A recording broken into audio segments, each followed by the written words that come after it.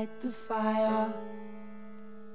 You place the flowers in the vase that you bought. 저는 지금 민주당에서 인터넷 소통위원장 맡고 있습니다. 당에 입당한 지는 작년 6월이니까 이제 8개월쯤 됐죠. 그 전에는 이제 나우콤이라는 회사 20년 경영을 했어요. 그러니까 20년 기업 경영하다가 정치에 입문한 지 8개월쯤 된 정치 초짜. 이게 제 소개입니다. 제가 20대 10년 동안 이제 학생운동, 민주화운동을 참 열심히 했어요. 그때는 몰랐는데 지나놓고 보니까 정말 죽을 각오로 운동을 했더라고요. 이게 죽을 용기는 없지만 하다가 죽을 수도 있겠구나 하는 그런 것을 느꼈어요. 실제로 저와 관련돼서 정작 저는 이렇게 살아있는데 제 후배 친구가 3명, 4명이나 죽었어요. 고문사도 당하고 투신사도 당하고 투신사도 하고 의문사도 당하고. 그래서 그런 아주 살벌한 80년대를 헤쳐나왔죠. 그런 사건 중에 하나가 이제 금방 말씀하신 깃발 민주화 추진위원회 사건이죠. 그걸로 제가 7년형을 받았는데 80년대 전두환 군사정권 때 그 10대 조직 사건의 하나라고 그렇게 꼽히더라고요. 그게 의미가 있는 건 2가지 측면인데 그 사건으로 말미암아 그 유명한 남영동 대공분실에서 김근태 고문 이근한 고문 사건이 터진 거죠. 그래서 참 있어서는 안 될 끔찍한 그 고문 이게 이제 전 국민한테 이제 드러나게 된 그런 계기가 된 사건이고, 2번째로 저희 그 깃발 민주화 추진위원회 제가 위원장이었는데 그 이제 조직원들이 있을 거 아닙니까?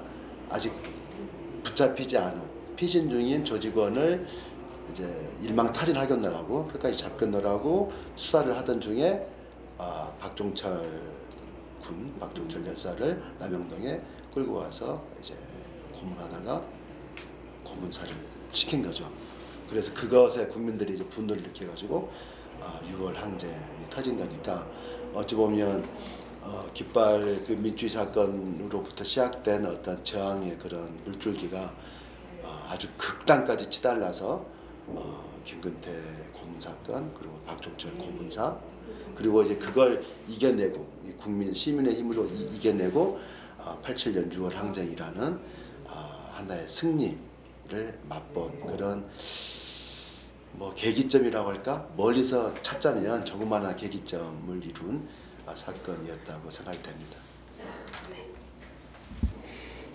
저는 그런 생각을 합니다. 제 정치 철학이라고 하면 정치란 무엇을 해주는 거냐 하면 쉬운 말로 하면 목소리가 없는 사람들의 목소리를 대신 내주는 거다. 그렇게 생각을 합니다. 이건 제 얘기가 아니라 말이 좀 멋있잖아요. 오바마 대통령 얘기입니다. 예. 이 목소리 큰 사람들, 가진 사람들, 권력을 쥔 사람들은 그 자기들 그 힘을 이용해서 목소리를 필요 이상으로 더 잘 내고 있어요. 그러니까 그 사람들한테는 정치가 필요 없어요.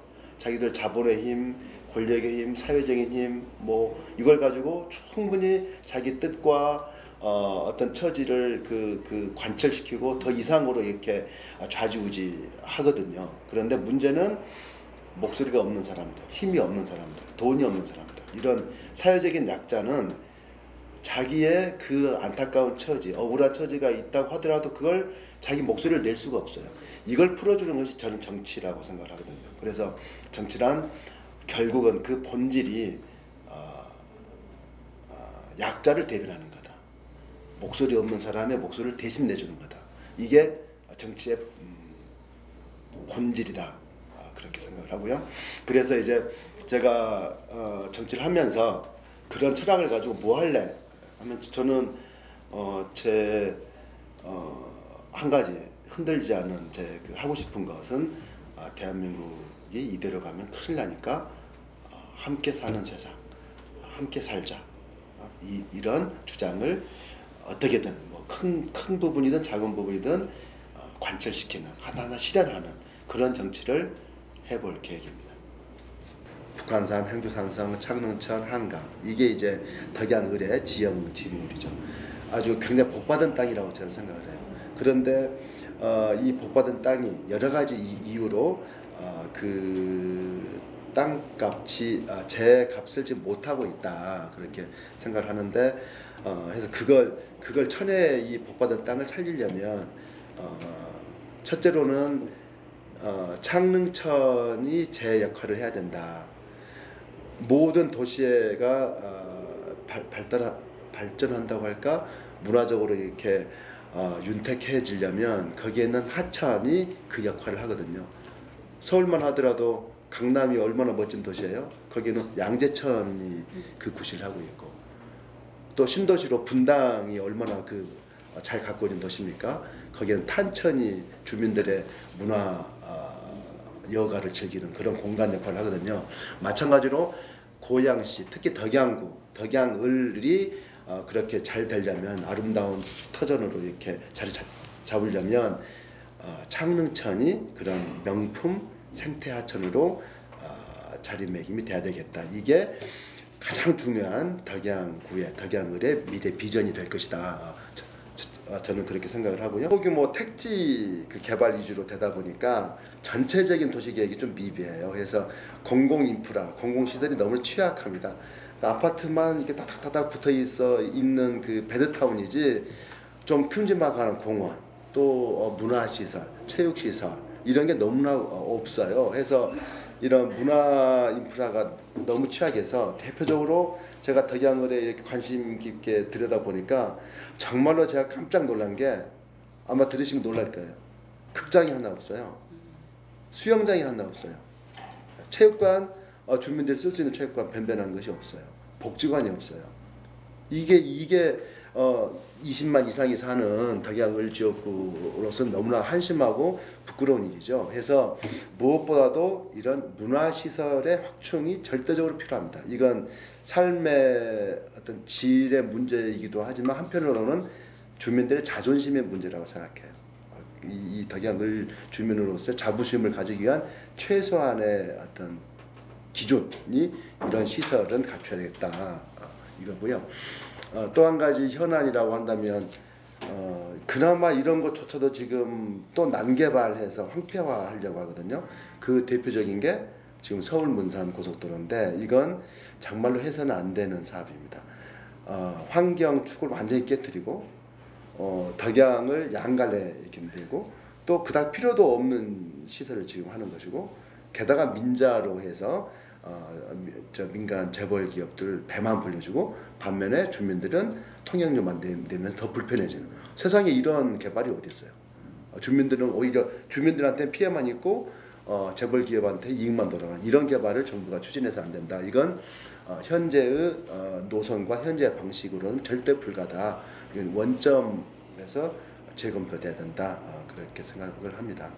저희가 25년 한 세대 단위로 이렇게 시대를 끊지 않습니까? 한 세대 25년 단위잖아요.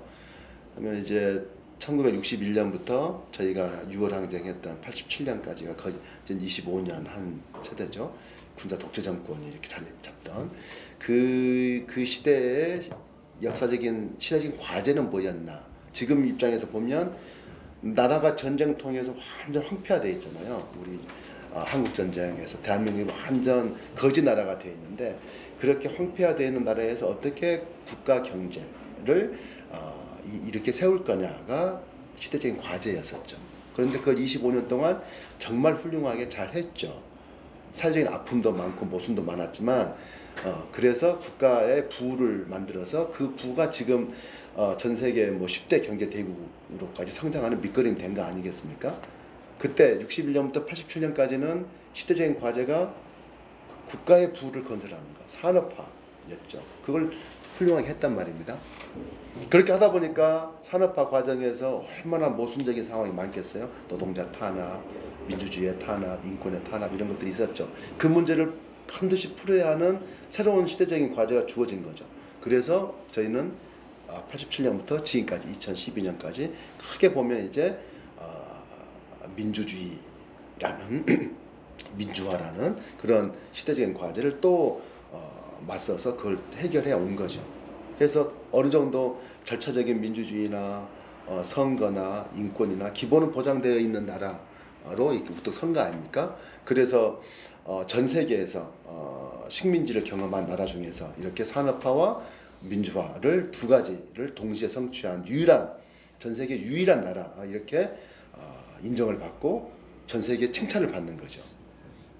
그만큼 대한민국은 그때그때 시대적인 과제를 해결해 왔고, 그 과제를 해결하는데 정말 엄청난 에너지를 쓴 거죠. 민주화가 그냥 주어진 것이 아니지 않습니까? 수없는 사람이 죽고 수만 명이 투옥당하고 그 고문당하고 한 끝에 왔단 말입니다. 자, 그렇게 해서 지금 올해 이제 2012년부터 큰 선거가 있고, 앞으로 또 한 세대 25년 이런 또 다른 이제 세대가 열릴 텐데, 그렇다면 지금 이 시점에서 우리한테 주어진 시대적인 과제는 뭐냐? 커다란 과제가 지금 또 있는 거죠. 그건 뭐냐?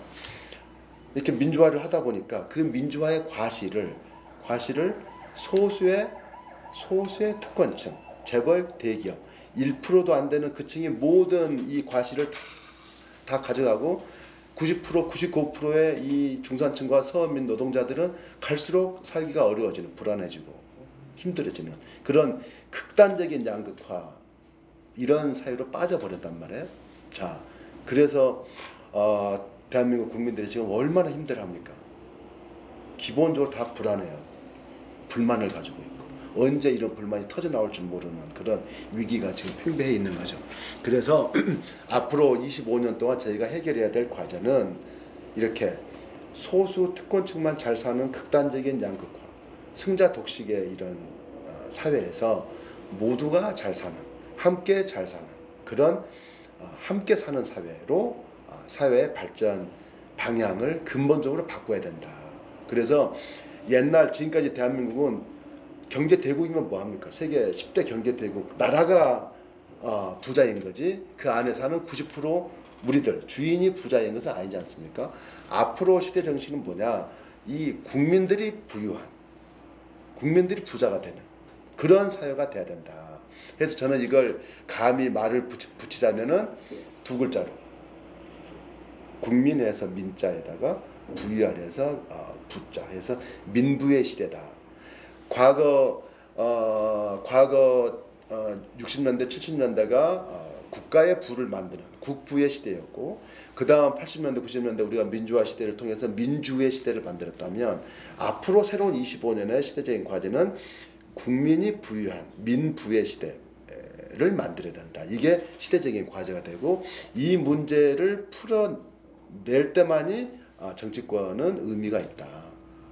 저는 그렇게 생각을 하고, 이게 정치의 최대 제1의 과제가 아닌가 그렇게 생각을 합니다. 거기에 제가 20년 제 인생을 봉사, 이바지 할 각오로 정치의 깃발을 들었습니다. 정당 사상 초유로 지난번 민주통합당 지도부 경선 때 모바일 투표를 했죠. 모바일 투표를 하니까 투표 참여가 너무 쉬워서 선거인단 참여가 대박이 났잖아요. 80만 명 선거인단. 그리고 대부분이 모바일로 투표를 했어요. 아주 초유의 경험을 한 거죠. 그래서 그 결과로 민주통합당이 한나라당을 이제 5%, 10% 안정적으로 이기는 제1 지지율에 있어서 제1당이 되는 그런 쾌거를 이루었죠. 그런 모바일 투표를 하게 된 이제 모바일 투표 시스템, 그걸 이제 제가 인터넷 소통위원장으로서 이제 차분히 준비해서 이런 결과를 가져다 주어서 그 책임자의 한 사람으로서 정말 한편으로 뿌듯하게 생각을 합니다. 이렇게 해서 모바일 투표를 전면적으로 하게 되면 어떤 변화가 생기느냐? 첫째로 이 선거인단, 국민 선거인단이 명실상부하게 국민 선거인단이 되죠. 많은 수가 참여합니다. 많은 수가 편하니까. 그래서 지금 예상은 저희가 경선을 한 150군데 정도에서 할 것 같아요. 150군데 지역구에서. 그럼 최소한 한 지역구에 10,000명 정도는 참여합니다. 그럼 150만 명의 경선인단이 투표를 하게 됩니다. 이런 대규모 이런 참여 민주주의의 어떤 꽃을 피우게 되는 거죠. 두 번째로는 어떤 효과가 또 있느냐? 현장에서 투표만 하면 참여 숫자가 적지 않습니까? 그러면은 조직 동원이 되죠. 거기에 돈 봉투가 오고 가고 사고가 생길 수 있죠. 이 총선 후보 되기 위한 경쟁이 얼마나 심합니까? 모든 그 후보 캠프마다 사력을 다해서 총력전을 하기 때문에 이 선거인단 수가 적으면 적을수록 그걸 어떻게든 뭐 그 조직 동원하기 위한 편법과 탈법이 난무할 수밖에 없거든요. 그런 위험 부담을 민주당이 안아야 되는데 이게 모바일 투표가 되면은 동원이 필요가 없고 자발적인 참여자가 늘기 때문에 선거가 훨씬 더 클린, 깨끗해집니다.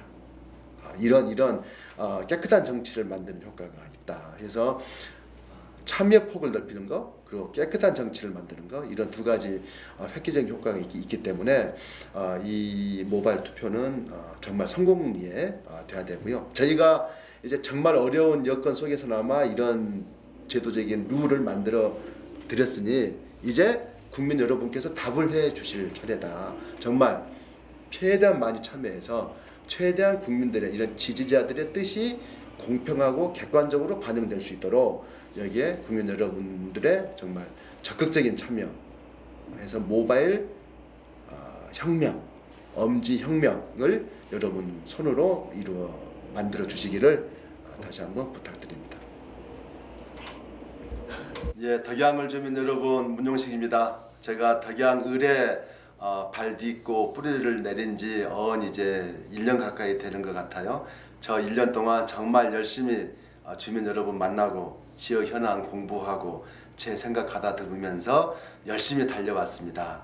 이제 드디어 제가 그렇게 땀 흘리고 여러분한테 배우고 하는 그 모든 걸 이제 이번 당내 경선에서 탈탈 털어서 이제 성과를 만들어내야 될 그런 결정적인 계기에 서 있습니다.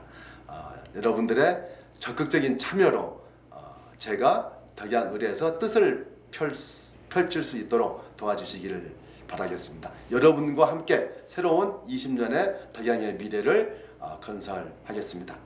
함께 살자! 문용식 화이팅!